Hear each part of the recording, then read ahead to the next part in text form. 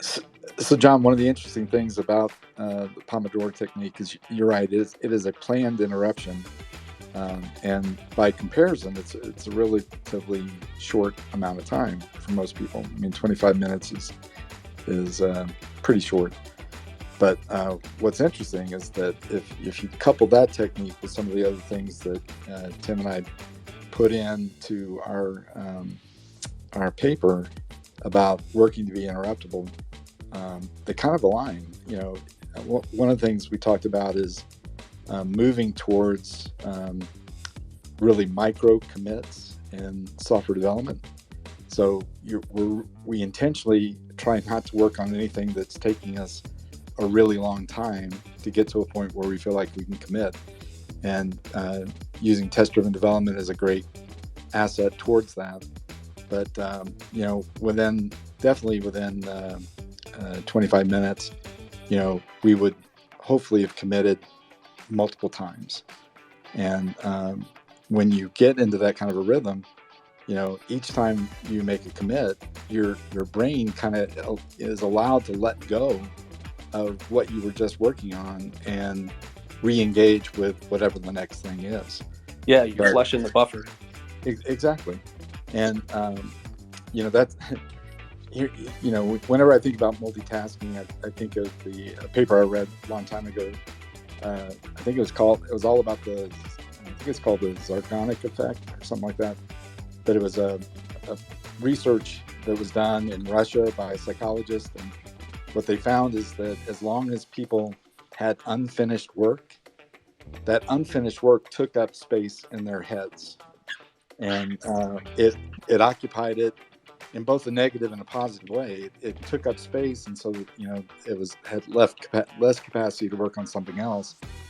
But the positive side of that is, I really think it's related to the creativity thing that David was asking about.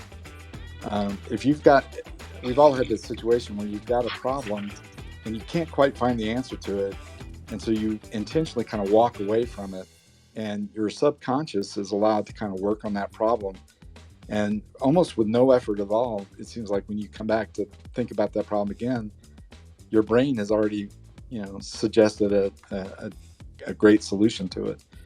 And those moments of inspiration often come because we've stepped away from the work, and our subconscious has had a chance to deal with it.